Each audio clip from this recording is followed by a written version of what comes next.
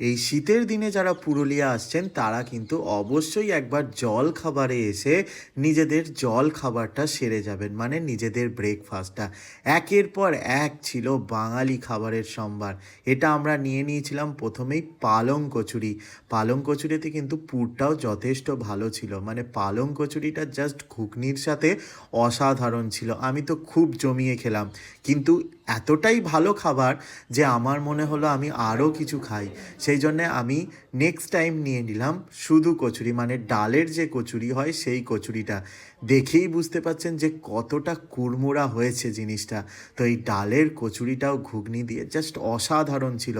তাই একটা কথাই বারবার বলবো, যারা ভাবছেন যে এই শীতের সময় পুরুলিয়া যাবেন, তারা নিজেদের ব্রেকফাস্টটা অন্তত জল খাবারে একবার করে দেখুন। আর অবশ্যই আমাকে কমেন্ট করে জানাবেন যে আপনাদের কেমন লাগলো এখানকার খাবার।